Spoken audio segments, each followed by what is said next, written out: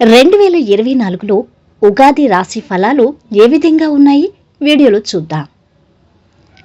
అన్నింటికన్నా ముందు మా ఛానల్ని మీరు మొదటిసారి చూస్తున్నట్టయితే గనక ఛానల్ని సబ్స్క్రైబ్ చేసుకోండి. పక్కనే ఉన్న బెల్ ఐకాన్ని యాక్టివేట్ చేసుకోండి. దీనివల్ల మేము చేసే ప్రతి వీడియో నోటిఫికేషన్ ద్వారా మీ దాకా చేరుతుంది. ఇక 2024 సంవత్సరంలో శ్రీ క్రోధినామ ఉగాది రాశి ఫలాలు ఏ విధంగా ఉంటున్నాయి మేషరాశి వారికి? అదేవిధంగా ఈ ఉగాదిలో వీరు చేసే వృత్తి, ఉద్యోగ, వ్యాపారాలు, వైవాహిక జీవితం, సంతానం, ఆర్థిక విషయాలు, ఆరోగ్యం ఇవన్నీ కూడా ఎలా ఉంటున్నాయి? అసలు వీరి ఆదాయ వ్యయాలు ఎంత? అవమానం, రాజ్యపూజ్యాలు ఏ విధంగా ఉంటున్నాయి? అదేవిధంగా వీరు ఏ దేవత ఆరాధన చేసుకోవాలి? ఈ పూర్తి వివరాలు కూడా ఇప్పుడు తెలుసుకుందాం. ఇక మేషరాశి. మేషరాశికి అధిపతి కుజగ్రహం. ముఖ్యంగా ఉగాది రాశి ఫలాలు తెలుసుకోవాలంటే ముందుగా గ్రహస్థితులు ఏ విధంగా ఉన్నాయి అని తెలుసుకోవాలి. సహజంగా గురు, శని, రాహు, కేతు గ్రహాలు ప్రాధాన్యత వహిస్తాయి. ఎందుకంటే ఒక సంవత్సరం పాటు ఈ గ్రహాలు ఒకే రాశిలో ఉంటాయి. ఇక వీరి యొక్క గ్రహస్థితి ఏ విధంగా ఉందో చూద్దాం. గురుగ్రహం 30 ఏప్రిల్ వరకు మేషరాశిలో ఉంటాడు. తదనంతరం మే 1 వరకు ఒక సంవత్సరం పాటుగా వృషభ రాశిలో ఉంటారు. గురుగ్రహం సహజ శుభగ్రహం. గురుడు ఒక రాశి నుండి మరొక రాశికి మారినప్పుడు మారే ప్రవేశం ఏదైతే ఉంటుందో అది ఒక్కో సంవత్సరం ఒక్కో నదికి పుష్కరాలు వస్తాయి. ఇక ఈ సంవత్సరం మే 1 నుంచి నర్మదా నదికి పుష్కరాలు రాబోతున్నాయి. ఇక శనీశ్వరుడు మేషరాశిలో లాభంలో ఏకాదశ భావంలో ఉంటున్నాడు. 11వ స్థానంలో కుంభరాశిలో ఉంటారు. ఇక రాహు సంవత్సరం అంతా కూడా వ్యయస్థానంలో ఉంటారు, మీనరాశిలో. ఇక కేతువు 6వ స్థానంలో ఉంటారు. ఇది గ్రహస్థితి. దీన్ననుసరించి వీరికి అసలు ఏ విధంగా ఉంటుంది? అసలు ఉగాది అంటేనే మొదటగా చూసేది రాజ్యపూజ్యం, అవమానం, ఆదాయం, వ్యయం ఎంత అని. అయితే మేషరాశి వారికి ఈ సంవత్సరం ఆదాయం అయితే 8, వ్యయం మాత్రం 14. అంటే ఆదాయం కంటే ఖర్చులు ఎక్కువగా ఉంటున్నాయి. ఇక వీరి రాజ్యపూజ్యం 4. అంటే వీరిని గుర్తించి గౌరవించి వీరి యొక్క ప్రతిభా పాఠవాలు గుర్తించేవారు 4 అయితే అవమానించేవారు 3 ఉంటారు. వీరి పక్కనే ఉండి వీరిని చెరును కోరి వీరిని నాశనం చెయ్యాలి అనుకుని అవమానం పాల్చేయాలి అనుకునేవారు 3. ఈ విధంగా వీరి యొక్క ఆదాయం 8, వ్యయం 14, రాజ్యపూజ్యం 4, అవమానం 3గా ఉంది. దీన్ని బట్టి వీరికి అసలు ఎలా ఉంటుంది? ఏ రంగంలో ఉన్నవారికి ఎలా ఉంటుంది చూద్దాం. ఈ ఉగాదికి మేషరాశి వారికి ఏ రంగంలో ఉన్నవారికైనా విజయాలే. కాకపోతే ఈ సంవత్సరం మొదట్లో కాస్త శత్రుమూలక బాధలు ఉంటాయి మేషరాశి వారికి. ఎప్పుడైతే గురుడు వృషభంలోకి అడుగు పెడతాడో అప్పటి నుంచి వీరికున్న సమస్యలు అన్నీ తొలగిపోతాయి. మీదే పైచేయి అవుతుంది. శత్రువులపైన విజయాన్ని సాధిస్తారు. ఇక సమస్యలు, కష్ట నష్టాలు ఏ వచ్చినా ఈ సంవత్సరం అధిష్టాన దేవత కుజుడు. కాబట్టి మీరు సమస్యలు వచ్చినప్పుడు, కష్ట నష్టాలు వచ్చినప్పుడు సుబ్రహ్మణ్య స్వామి వారి ఆరాధన చేసుకోవాలి. కుజునికి సంబంధించి పరిహారాలు, మంత్రాలు చేసుకోవాలి. ఇక ఈ సంవత్సరం మేషరాశి వారికి మంచి హోదా, మంచి కుటుంబ గౌరవం దక్కుతుంది. అదేవిధంగా కుటుంబంలో మీకంటూ ఒక గౌరవం ఉంటుంది. మంచి హోదా, ఉన్నత స్థాయిలో ఉన్నవారితో పరిచయాలు ఏర్పడతాయి మీకు. దీనివల్ల ధనాదాయం కూడా పెరుగుతుంది. ఇక రాహు వ్యయస్థానంలో ఉండటం వలన ఖర్చులైతే ఉంటాయి. కానీ స్థలం కొనుగోలు, ఫ్లాట్స్ తీసుకుంటారు. అదేవిధంగా కొత్తగా గృహ నిర్మాణం చేపడతారు. లేదంటే అపార్ట్మెంట్ తీసుకోవటం, ఇటువంటివైతే ఉంటాయి. ఇక మేషరాశి వారికి ఈ సంవత్సరం ఆప్తులు, బంధువుల మరణం కాస్త బాధాకరంగా ఉంటుంది. ఇక మేషరాశి ఉద్యోగస్తులకి ఈ సంవత్సరం ఎలా ఉంటుంది? ఈ సంవత్సరం ఉద్యోగస్తులకైతే చాలా బాగుంటుంది. ఉద్యోగంలో ప్రమోషన్స్, ఇంక్రిమెంట్స్ ఉంటాయి. మీ ప్రతిభకు గుర్తింపు ఉంటుంది.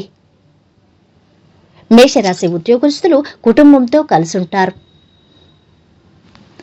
అదేవిధంగా చిన్న చిన్న ఉద్యోగాలు చేసేవారు, కాంట్రాక్ట్ బేస్ ఉద్యోగస్తులకు ఈ సంవత్సరం పర్మనెంట్ అవుతుంది. ఎందుకంటే శని లాభస్థానంలో ఉన్నారు కాబట్టి నూతన ఉద్యోగాల కోసం వెతికే వారికి కూడా నూతన ఉద్యోగాలు దొరుకుతాయి. ఇక కార్పొరేట్, ఐటీ రంగంలో ఉన్నవారికి కంపెనీలు మారటం, ఎక్కువ ప్యాకేజ్ తీసుకోవటం ఇటువంటివి జరుగుతాయి. మరికొంతమందికి విదేశీయానం, బహుదూర ప్రయాణాలు కూడా ఉంటాయి. ఉద్యోగస్తులు గృహ నిర్మాణాన్ని చేపడతారు, ఫ్లాట్స్ తీసుకుంటారు, లేదంటే అపార్ట్మెంట్ తీసుకుంటారు. ఇక వ్యాపారస్తులకు ఏ విధంగా ఉంటుంది? వ్యాపారస్తులకు ఈ ఉగాది నుండి చాలా అనుకూలంగా ఉంటుంది, ఆదాయం ఉంటుంది. ఎవరైతే పార్ట్నర్షిప్ వ్యాపారం చేస్తున్నారో వారి మధ్య మంచి అండర్స్టాండింగ్ ఉంటుంది. వారికి గవర్నమెంట్ నిర్ణయాల వల్ల మంచి లాభాలు ఉంటాయి. ముఖ్యంగా రైస్ మిల్లు నిర్వహించే వారికి మంచి లాభాలు ఉంటాయి. ఇక శని లాభంలో ఉన్నారు. శని అంటేనే ఆయిల్, తైలం కాబట్టి ఆయిల్ వ్యాపారం చేసేవారికి చాలా బాగుంటుంది ఈ సంవత్సరం. ఈ సంవత్సరం రాజు కుజుడయ్యాడు కాబట్టి నిర్మాణ రంగంలో ఉన్నవారికి చాలా బాగుంటుంది. ఇక ఫైనాన్స్, సిట్స్ ఇటువంటివి నిర్వహించే వారికి కూడా చాలా లాభదాయకంగా ఉంటుంది. శుక్రుడు ధన కుటుంబ స్థానంలో ఉన్నాడు కాబట్టి వీరికి బాగుంటుంది. ఇక రవాణా, హోటల్స్, చిన్న చిన్న ఫుడ్ బిజినెస్ ఇటువంటివి నిర్వహించే వ్యాపారులకు చాలా బాగుంది సమయం. ఇక విద్యార్థులకు ఎలా ఉంటుంది? విద్యార్థులకు ఈ సంవత్సరం గురుబలం చాలా బాగుంది కాబట్టి సమయం బాగుంది. ఎలాంటి సమస్యలు లేవు. ఫోకస్ చేసి ప్రణాళికాబద్ధంగా వీరు చదువుకుంటారు, ముందుకు వెళతారు. ఇక ఎంట్రన్స్ టెస్టులు రాసేవారికి సమయం చాలా బాగుంది, రిజల్ట్ వీరికి అనుకూలంగానే ఉంటాయి. ఇక ఈ సంవత్సరం క్రీడాకారులకు ఎవరైతే ఉన్నారో వారికి మంచి పేరు ప్రతిష్టలు దక్కుతాయి. ఈ విధంగా విద్యార్థులకు సమయం చాలా బాగుంటుంది, వీరికి తిరుగుండదు. ఇక మేషరాశి కళాకారులకు ఎలా ఉంటుంది? టెక్నీషియన్, గాయనీమణులు, సినిమా రంగంలో ఉన్నవారికి మంచి అవకాశాలు ఉంటాయి. పేరు ప్రతిష్టలు సంపాదించుకుంటారు, ధనాదాయం పెరుగుతుంది. జీవితంలో ఒక సెటిల్మెంట్ అంటూ వీరుకుంటుంది. ఇక కళాకారులు కుటుంబంతో సెటిల్ అవుతారు ఈ సంవత్సరం. అవార్డులు, రివార్డులు వీరికి ఉంటాయి. ప్రతిభా పాటవాలు వీరికి మంచి గుర్తింపు ఉంటుంది.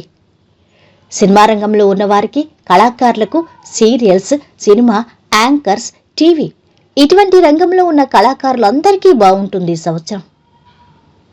ఇక వ్యవసాయదారులకు ఏ విధంగా ఉంటుంది?